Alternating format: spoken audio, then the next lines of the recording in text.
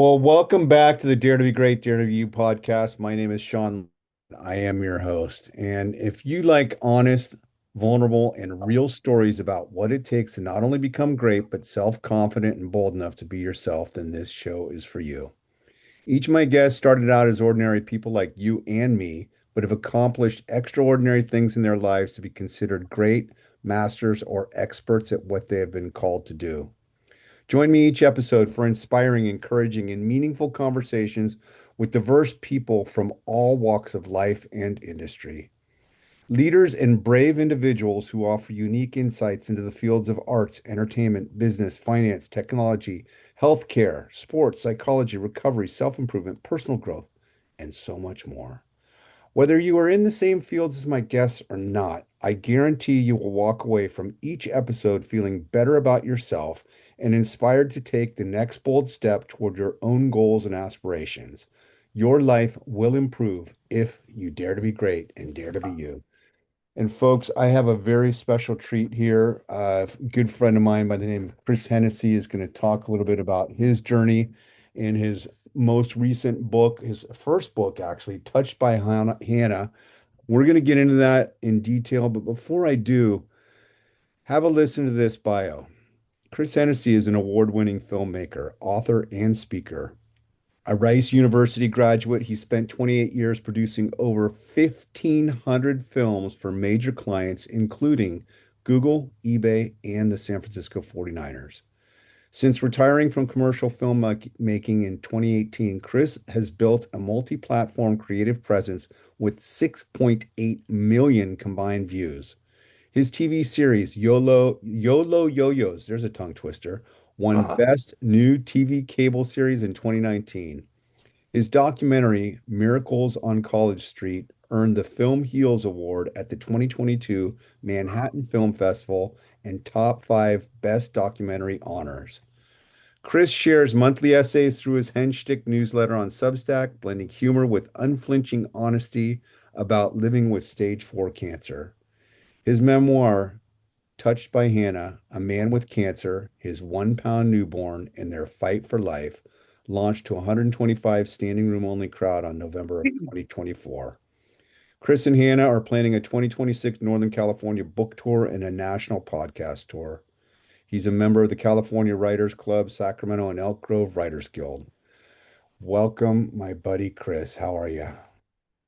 What's up, Sean? I got to tell you what. I don't know whose bio you just read there, but that pumped me up, man. I'm Well, ready to go. it should pump you up because, everybody I have on the show has varying degrees of success. And success, in my opinion, is 100% relative. It's what I call success is whatever we make it out to be. But the accolades, 6.88 million views, 1,500 films when you were a filmmaker working tirelessly. I mean, you've been through it all. I've been fortunate enough to be with you from halfway, maybe two-thirds through this writing journey. And we're going to focus a little bit more on that because it's meaningful, it's heartfelt. And the fact that you're doing this while you're still battling stage 4 cancer is just a remarkable feat of resilience, Chris. So, Thank you. um, let's jump right in. You gave me some questions at the start. I really want to know, let's start with the beginning and then we're kind of going to ping pong a little bit from there. So you're in the hospital getting the diagnosis with stage 4 cancer, maybe not stage 4 at the time, but the cancer diagnosis. And tell me about what it was like to see your daughter, Hannah, for the first time, who I just got to see personally before we started recording. And it's just amazing. What was that like? Well, first of all, on June 2nd, 2009, I was diagnosed with an aggressive prostate cancer. I spoke to many doctors, and 6 out of 7 high class doctors said your only chance is to get it out. So on August 3rd, 2009, I had radical prostatectomy cancer surgery. In the meantime, Hannah, who was due on December 7th, 2009, came suddenly on September 1st, 2009. So that was just a couple weeks, that was 3 weeks after my radical prostatectomy surgery, I was struggling with life threatening side effects, including deep vein thrombosis, blood clots in my legs. When Hannah, when Hannah first came out, the first thing I did was I counted her fingers and her toes, and I was like, okay, she's like, she's got everything there. And then I noticed how small she was. Mhm. She weighed less than a quart of milk. She was 1 pound 9 ounces, and I'd never seen anything like it. And to put the whole thing in perspective, that day, the doctor said to me, Betsy was up in her room in the hospital. I was down in NICU, neonatal intensive care unit. And the head of the unit said to me, Mr. Hennessy, Hannah, your daughter's fighting for her life right now.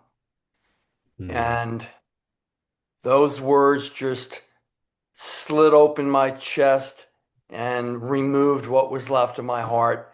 And then he said, the good news is we were able to take her off the ventilator. She's got good lungs, which was a miracle. But he said, we still have a whole mountain range to climb. And he said, now we have to get that digestive tract moving.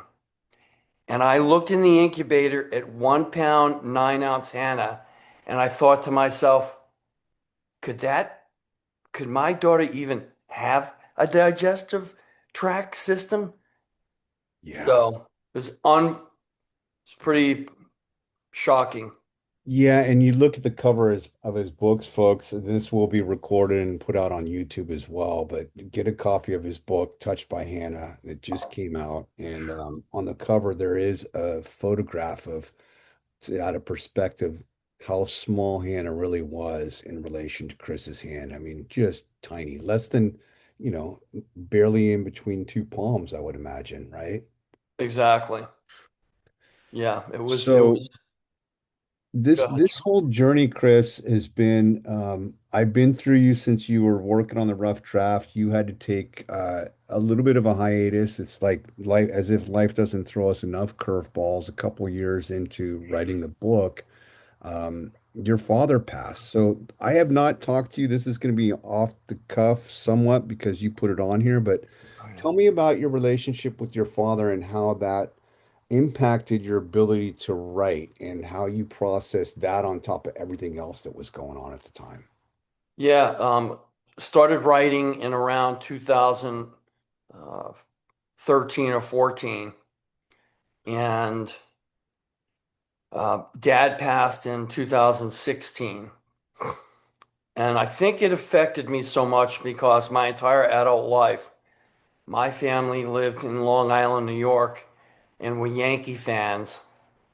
And I moved out here to California, Northern California, and my sons and I, like Sean Langwell, became big Giants fans. Hmm. And so when dad passed away, it's different for everybody. My dad passed away, it triggered an episode of like depression, anxiety, severe depression, severe anxiety, and it made me so weak and so ill. I felt like my brain was like closing down a little bit more every day that I wasn't able to write. I was still at the end of my film business, and I still had to go out and film gigs, which was just brutal. But Yeah. mental illness is brutal, and I, for 2.5 years, I tried to beat it, and it was very debilitating. And it's an illness. It's something I don't feel bad about. I don't feel less than anybody else because I had mental illness. Mental illness is kind of like the flu. Your brain gets ill, and except it's your brain. It's very difficult. But you're grappling this with, I mean, granted at this time, Hannah's now 9, so she's kind of out of the danger zone, right? 9, 10, Correct. somewhere around that. So you're still battling your own physical illnesses, and now you've got a mental illness on top of it. So, and I'm asking these questions not to give too deep, because if it's too emotional or too powerful for you, we don't have to talk about it. But just getting a chance to say hi briefly to your wife and your daughter. I met your other daughter, Heather. It brings this full circle. There's a kindred spirit that I found with you when you reached out to me out of the blue. And I want to talk about family, because family is something that every single person I know has some elements of dysfunction in their family, but this is a physical and a mental malady that you're navigating, and at the same time, you're still managing to maintain some semblance of sanity, if you will, to cope and survive. So I'd like for you to just talk about that from your perspective, and also what it was like in the family dynamic with all this stuff going on. And Betsy's not here to talk about it herself, but from your perspective, how you guys navigated that, because there's a lot of shit going on here. Yeah, well, the main thing is this. My family and I love each other. Betsy is one of those wives that's one of the best wives on the planet, wives. Ditto Hannah with being a kid. I tell people if I didn't have Betsy, I would have been dead many years ago. And she's incredibly supportive. She's she freaking loves me. This girl who I love, who's one of the most amazing, if not the most amazing people I ever met. She loves me. She supports me 100%. You know, diagnosed in '09, had the surgery, and then 6 years ago, the cancer became stage 4. The prostate cancer went into the lungs. 6 years ago, they gave me 5 years. They gave me a 30% chance to live in 5 years. All along this whole journey since 2009, my mantra has been live life as usual. And that's what I've been doing, man. Is like, right now, the stage 4 cancer, unfortunately, is in the lungs and the spine and in the bones. But I'm having the best times of my life. I'm doing what I've always wanted to do. I'm doing my own projects. I finished my book and published it. And, we had a successful launch. We're going to do a NorCal book signing tour this year. What an enriching experience that I'm going to be providing for Hannah. And, in between, I've had many times and many days where I'm pretty ill with this. Hmm. But having the best time, doing what I love to do. It's working out well. And besides, being enriched with my projects right now, being touched by Hannah, after all of that work, after all of that effort, after a couple thousand hours, that thing is done, baby. It's in the can. It's getting great reviews, and I'm taking full advantage of doing. I mean, on the night of the book launch, Hannah and I must have signed around 90 books. Can you imagine my 16-year-old kid sitting with her daddy, the author, signing 90 books? And we got a lot more books to sign. On February 16th, we're going to have our first book signing event of the 2026 tour at Pleasant Pheasant Books here in Woodland. And then I think we're going to get Barnes and Noble in Sac and on. So my point is this: when you're diagnosed with a serious illness, it doesn't mean it's over. Hmm. I've had so much joy, so much happiness, so much passion that could you imagine being in my position now and saying that you're having the best times in my life? So Yeah. key to all of that though, like you said, is family. Yeah. Betsy's family lives close by. I call her mother and father mom and dad out of love and respect. and my wife and kid are 1,000,000% support, and we love, and there's no dysfunction. And maybe there was 20 years ago, but it is what it is now, and I'm gonna ride this as long as I can, brother. Well, and the joy that you have, despite however whatever physical challenges you're facing, the joy in sharing it publicly on social media and whatever else you do to promote this book tour, you can see the joy of people showing up, of you with your daughter. I mean, Hannah's grinning from ear to ear. It's the first time I met her personally, and it's like she's Oh, so proud of Papa, and she should be, should be proud of both of her parents because you guys never gave up. Where some people would go, "Oh God, this is too much for me," or "How am I going to do this?" We can't. It's not a prisoner's dilemma where you have to choose between your own life and sacrificing the life of your child. You're able to do both. And, exactly. even when I invited you in 2024 to be a speaker at the Sonoma County Writers Conference, it was touch and go there for some of your health concerns. Yep. Managed to get up early, which is out of your norm, drive all the way down, show up, get set up, and deliver a kick-ass presentation. And you've done that subsequently. So it's just, the message here with what you're sharing and why I wanted to have you on the show is that no matter what, if we show up as our best selves with whatever resources we have and do so with an attitude of joy and giving back, that's really, Chris, what I've learned from you, where the magic happens. And I didn't learn it all from you. I've practiced this for over 4 decades myself. But you know, it it's just a joy to watch. And I was rooting for you 1,000,000% when you touch and go. I'm like, you gotta finish the book. You gotta finish the book. You gotta fin. And here it is, folks. It's I have my screensaver on, but that's the book, Touched by Touched by Hannah, baby. right I tell there. you what, I couldn't be more proud. My family is proud. And here's the deal, Sean. I've always been all about accomplishments. And when you accomplish something great, it feels really good and it feels really proud. And if you really don't throw that into the closet or sweep it under the rug, your big accomplishments, baby, you got to keep them right here and right here.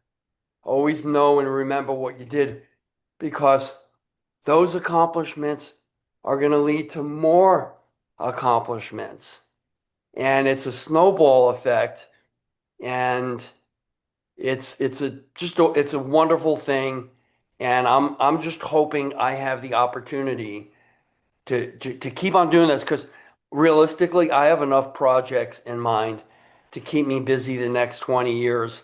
So I just hope I have some more years in me to keep doing these freaking amazing things that pop into my head. Well, the irony, what I'm praying and hoping for you, you're a filmmaker. This reeks of a Hallmark movie and or Netflix. So when that happens, and I say when, because this is not an if, when that happens, when you get the knock, when you get the call, I just hope that you're there to contribute to be a part of that process so that you can see Exactly. it come to fruition. You provided some questions here, and I am curious. Um, you know, how is Hannah? Hannah's still in high school, right? She hasn't graduated. Yeah, Hannah's 16. She's a junior in high school. So how is she handling it? And what's her take on this? I know she's supportive, but is it creating fame for her at school? Is she relishing in it? Is it like, oh my God, I got to go out and do the dog and pony show with dad? What's her take on this? Oh, it's funny. Hannah's grown up with me, and ever since I could first take her outside, I used to take her to the coffee shop with me, put her on my lap when she was 1.5, and me and all the guys would be talking. And so she's grown up with the Chris Hennessy. She's grown up with the Chris Hennessy shtick. So Hannah is like her daddy.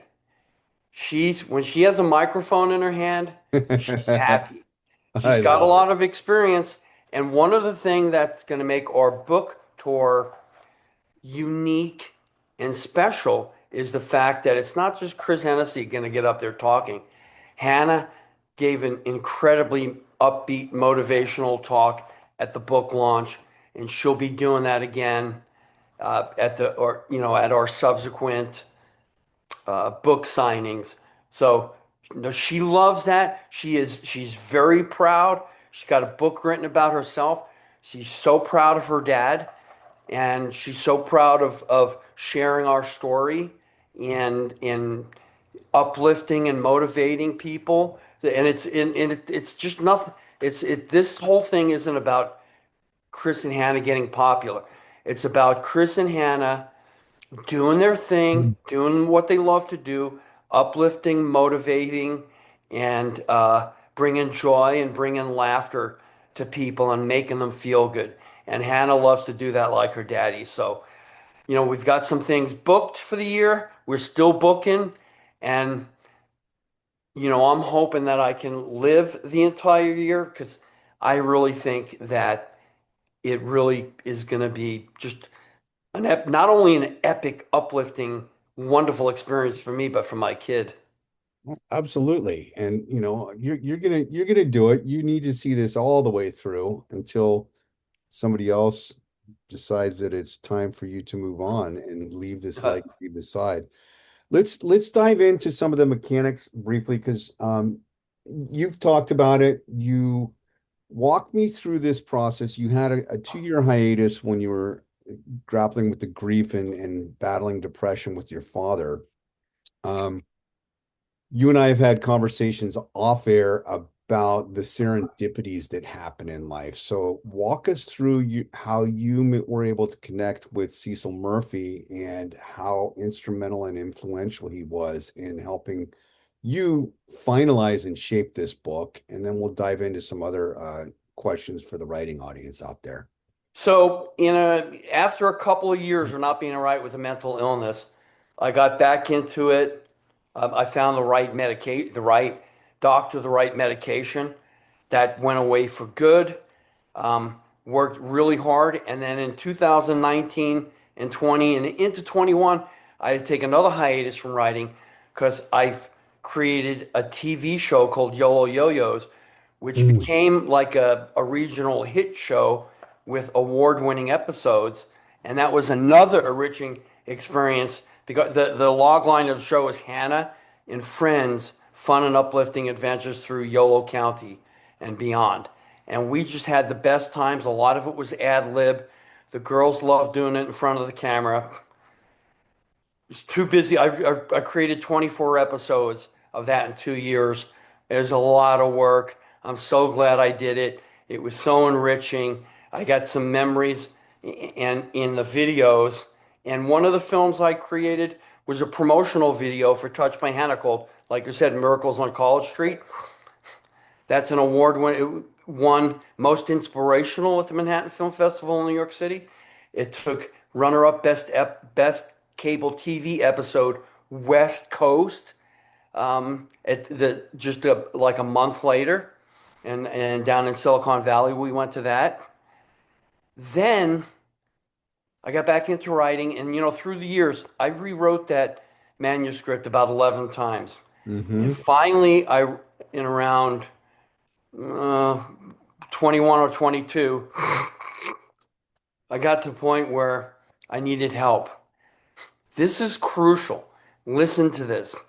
The reason that I hooked on with one of the most prolific writers of our time, the retired 90-year-old Cecil Murphy, who sold 25 million books, was because of networking.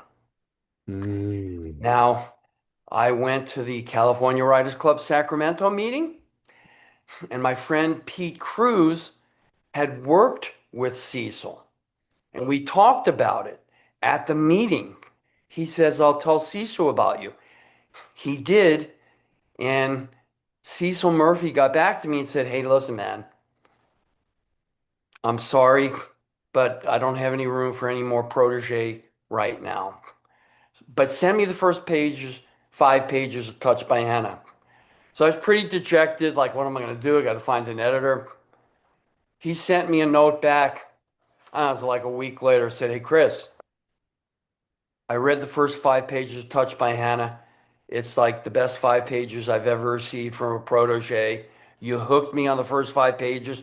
Let's work together." Mm, So for 20 months at only $100 a month with one of the this guy, he's old school. He kicked my butt. I never worked so hard. I'd send him 5 pages. He'd go through it. He'd say, why don't you make that sound better? Why don't you, instead of writing this, think of, he makes suggestions on what to do. He doesn't write it for you like an editor. So, right. and he scoured it, and then he got me on Grammarly Premium because I wasn't an English major and I didn't listen to English in high school. Probably, I don't know how I got through it. Well, any case, long story short, after 20 months with that guy, the first 6 months, he just kicked my butt. And then we had a great working relationship. He's such a hard ass, but he loves me and he loved me.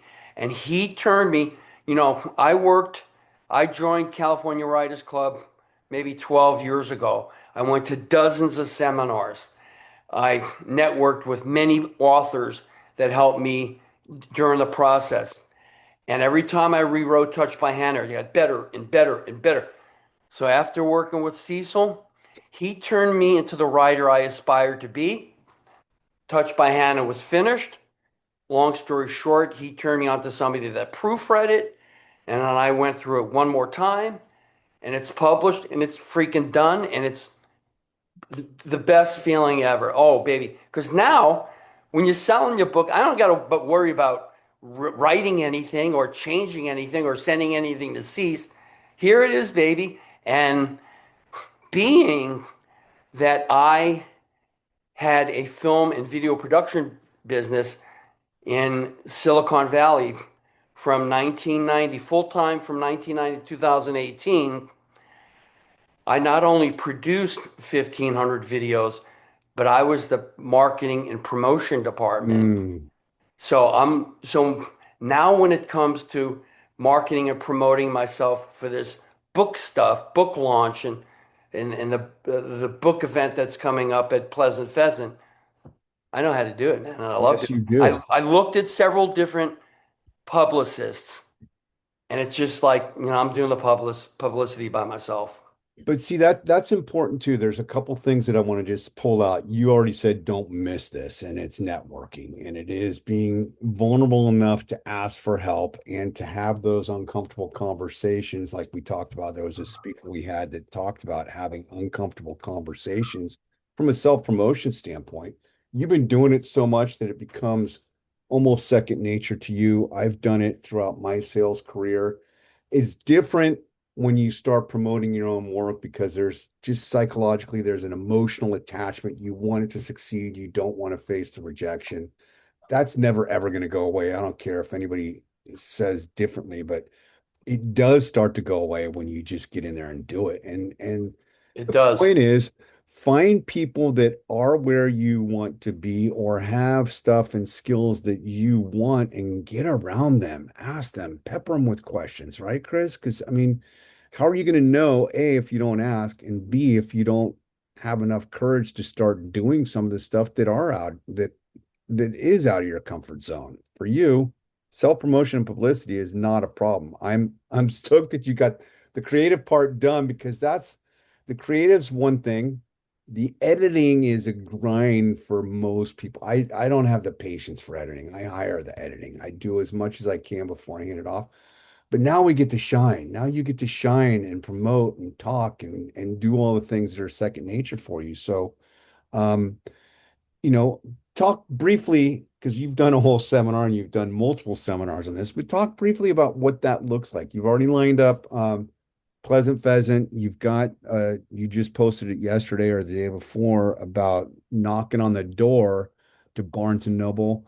Let's use that as an experience because I have a handful of folks that are authors that are just scared to death about how do you go approach somebody like a local bookstore or Barnes and Noble to say, hey, I'd like to do a book event. Walk us through what that is, if you wouldn't mind. Yeah, what I'm teaching Hannah, who's in the generation of text and FaceTime and Zoom, I'm teaching her that my belief is there's nothing better than face to face.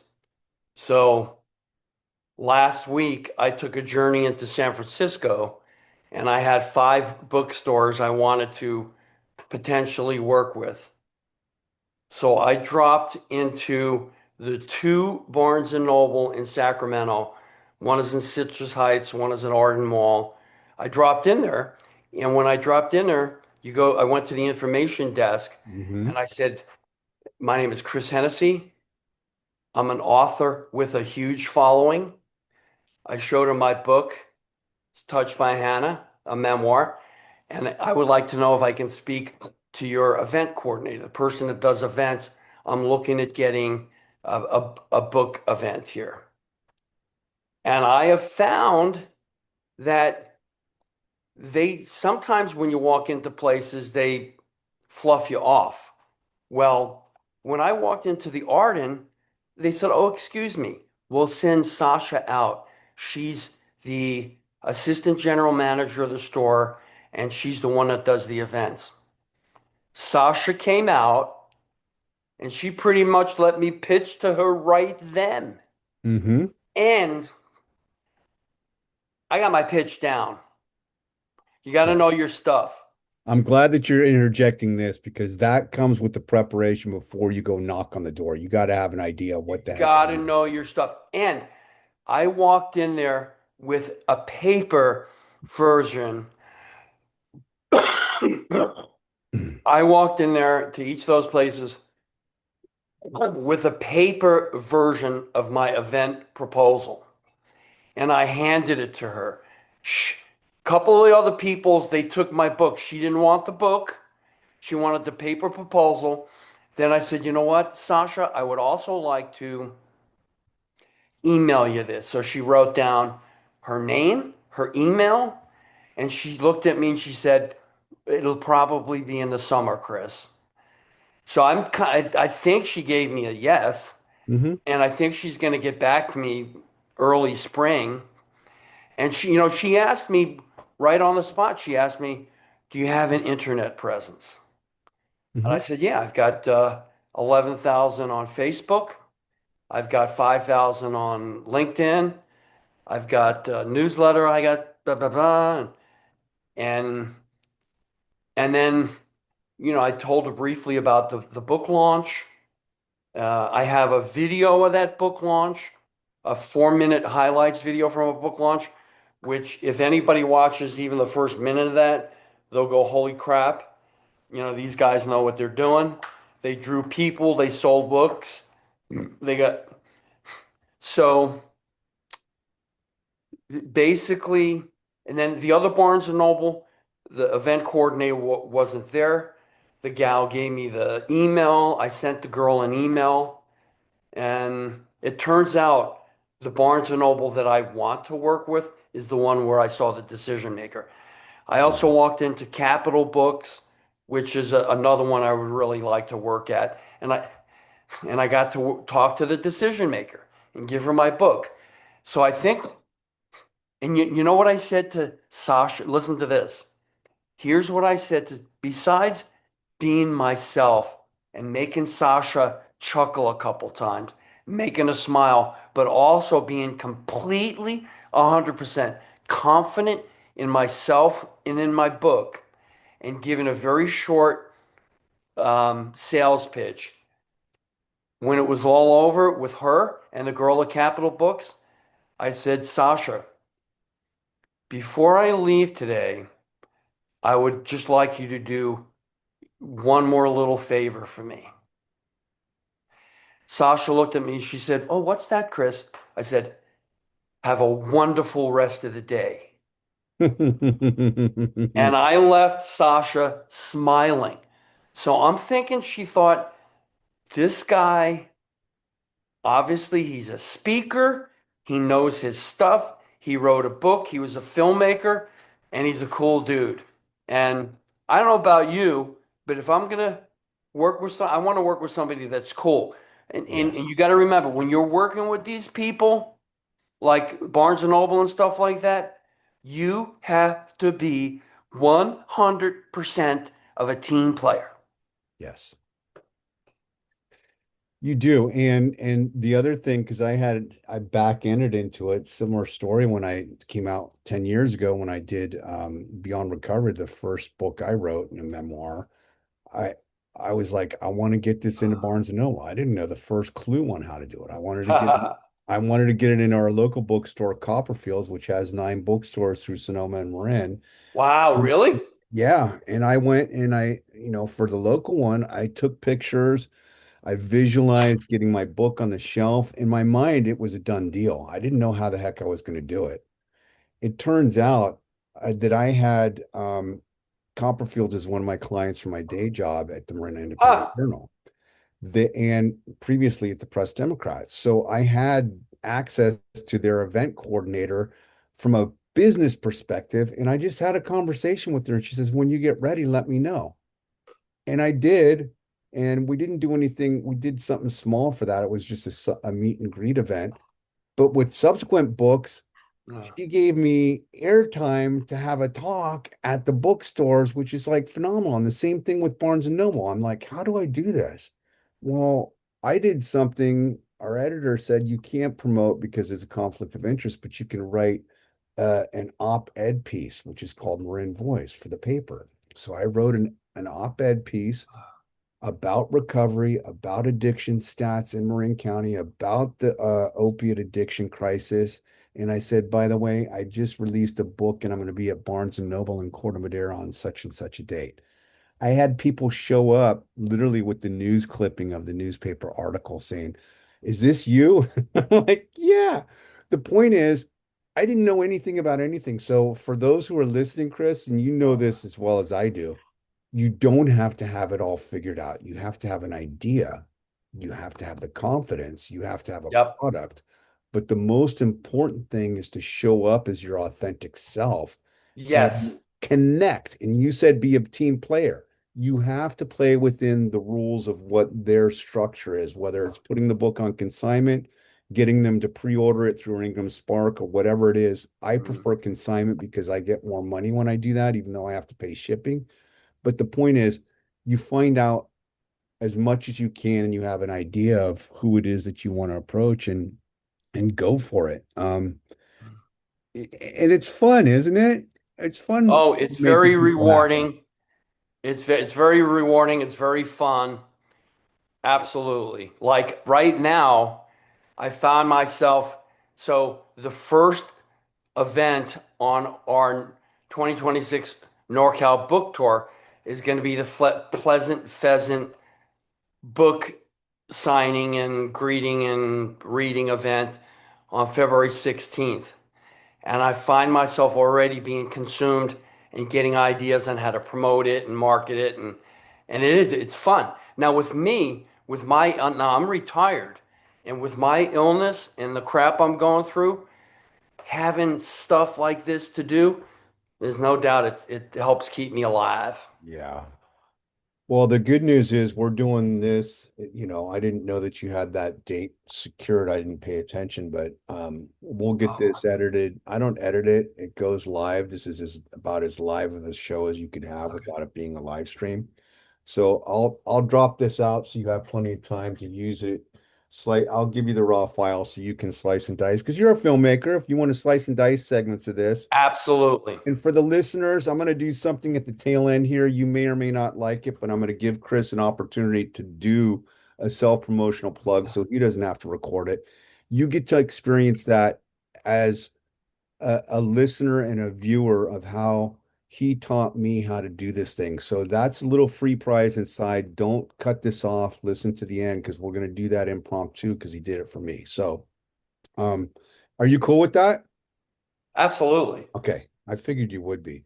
So let's transition into filmmaking background just briefly because I'm as a coach, I'm dealing with people sometimes who struggle with self-confidence, who have all these ideas, and just being a human being.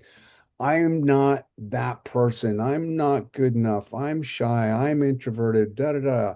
You have all this filmmaking experience. So let's talk to people not as an expert filmmaker, because by all estimates, you are an expert filmmaker. But what quick tips could you give people when they're taking this little device called a phone and that has video capacities? Walk them through, like you did at the conference briefly, some tips and tricks that you've used, even when you were doing Yolo YoYos with Hannah and just doing impromptu, unscripted things. What are some things that work that help build engagement with filmmaking, i.e., videos and reels and such on social media? Okay, well, the first thing that you want to do when you're doing a video with your iPhone, I find it's proper to always wear clothing. Yes, that's probably a Um, good idea. Key. Here's the deal. If you would have showed me and my filmmaker buddies this back when I started in 1990, we would have thought you were from a different planet or something. Hmm. So this thing can make movies now. And I got a guy, I'm doing a trade for the last 5 years with my chiropractor who is right up the block. Whenever he wants a video, I produce it, and he gives me and my family free chiropractic whenever we want, no questions asked, and he's a gifted healer. Well, with my health right now, I can't like, lift equipment and stuff like that. So I've got this guy that's coming who filmed at my launch video. He also filmed with me, with Yolo YoYos. He's got some equipment. Like he probably puts this on a stick and then he's there. You can even have a wireless microphone these days, so you can put a little lavalier on somebody. So when you're filming, the audio goes right into the camera. If you don't have that stuff, the main the main thing when you're making a little video for social media is you want people to be able to see the video real good, not be like unclear where they're like looking like that, and you want them to be able to hear. Hmm. If I'm listening, watching a video and I got a struggle and I can't understand what people are saying because you're filming here and way across the room, somebody's talking, I'm not going to watch that. So, one of the keys to filming is to be inside. If you're outside, there's ambient noise, there's cars going by, there's dogs barking, there's airplanes going by, there's wind. If you're inside in a closed room, you've got none of that. When you're filming somebody, don't be afraid to get up pretty close so you can get good audio. And if you're talking to somebody on camera, if you're talking to them, tell them, don't look at the phone like, you look at me and and just that's the way you're gonna film. So if you like what I do that are successful these days, I just been doing these little films of me talking and saying something. If you want to do something for Reels, Reels on Facebook, it's got to be 30 seconds or less. If it's more than that, you're not going to catch the whole thing. If you don't want to do any editing, just talk into the phone for 30 seconds, do it a couple, do two or three or four or five different takes and choose the best one. Be yourself. Like Yes. Sean said, be your authentic self. You might not be a funny goofball like me. Your shtick might be your knowledge of, coffee beans coming from Africa and just a real, you have a real grasp on the scent and the taste. Just be yourself, be what is you, because I find that's what people want to see. If they see your authentic self and you're distinctive, you're somewhat unique, and you have a really neat way of saying it, they'll listen to that. Another thing to do is if you're doing a video, you want to really make it like shine in the first 5 seconds. Because Hmm. these days you might get 5 seconds, or sometimes I give less than 5 seconds before I'm not going to watch that. I'm not going to watch that. So right away you have to wow them. And don't be afraid to make it, if you have a story to tell about something, make it shine, make it newsworthy, make it exciting. Let them know if you let them know how excited you are. Hold on.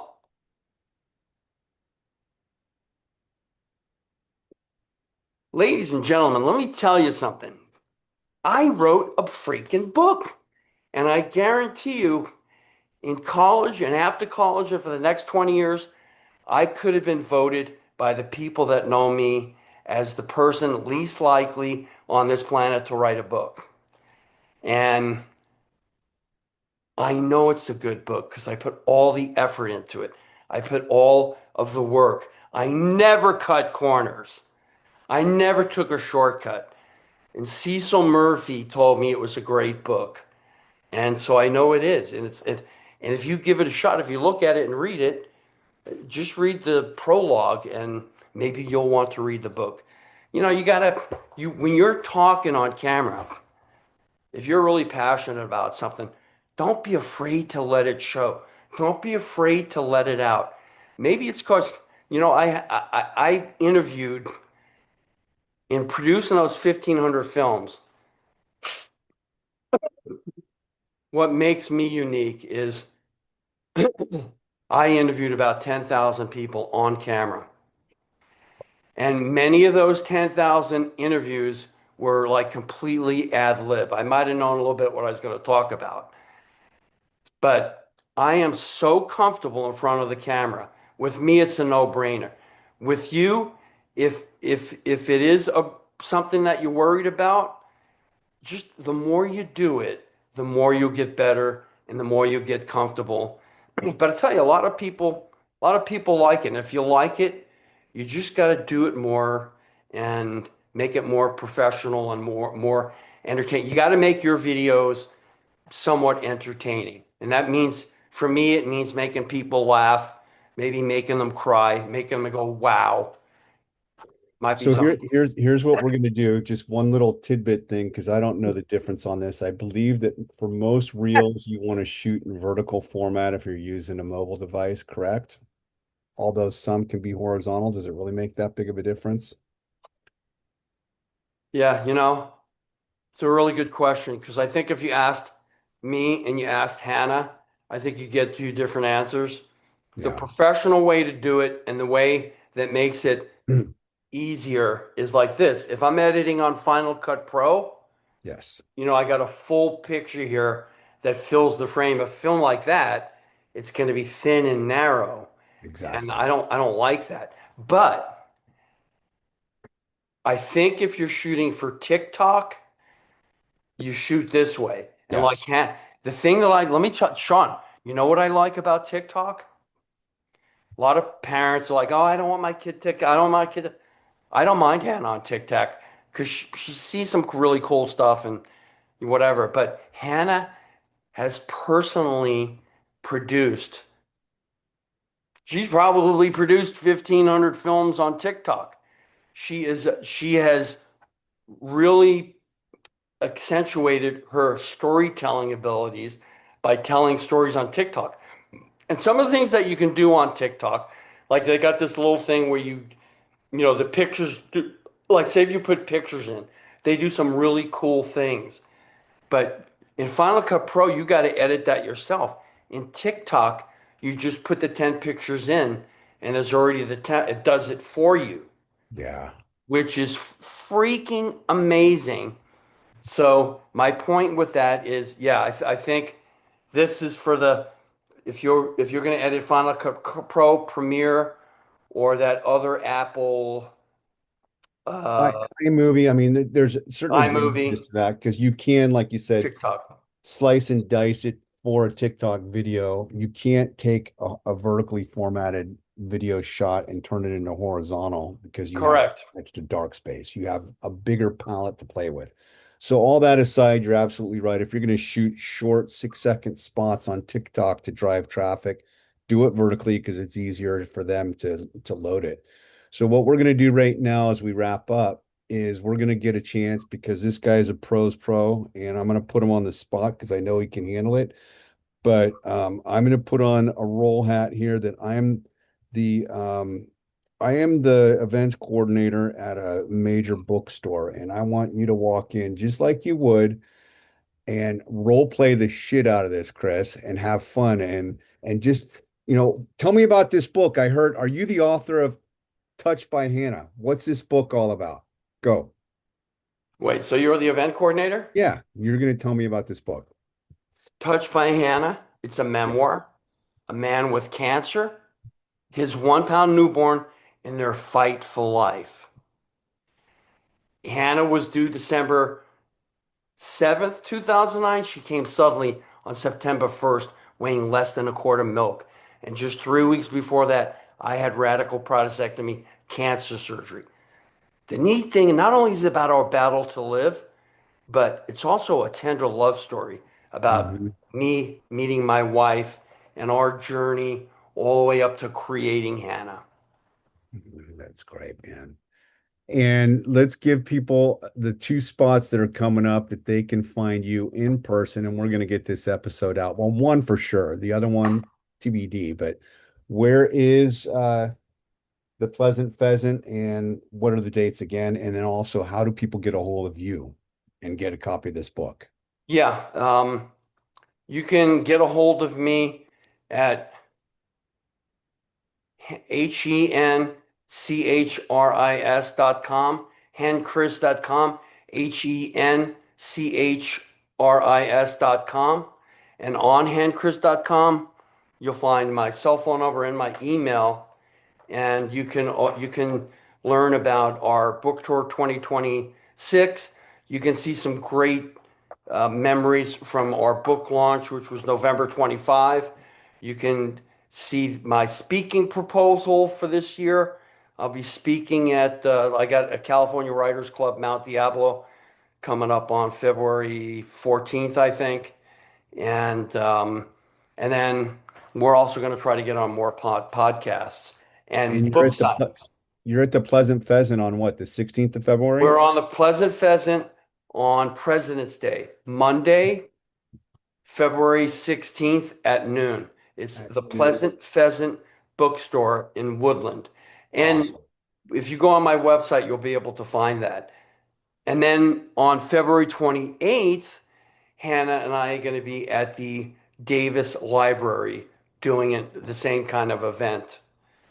And then we Chris, hope to this year fill in some more spots. We're going to try to get the book signings, like I said, in Sacramento. Now, the Touch by Hannah story took place when we lived in Silicon Valley. We lived in San Jose. So I'm going to pitch Barnes and Noble and Books Incorporated and a couple few others in the Silicon Valley in the South Bay area because that's where the event happened. And I have many contacts that still follow me from back in the Chris Hennessy filmmaker days. So I think I can fill a house or a couple houses in Silicon Valley. So that I think that that's awesome. And I'm going to give Cecil the last words here. This is a pull quote from the back of Chris's book, Touched by Hannah. Chris Hennessy's resilience paired with his positive attitude and quirky sense of humor make this a unique, powerful reading experience. He's both an excellent storyteller and an extraordinary person. That's a quote from Cecil Murphy, New York Times bestselling author.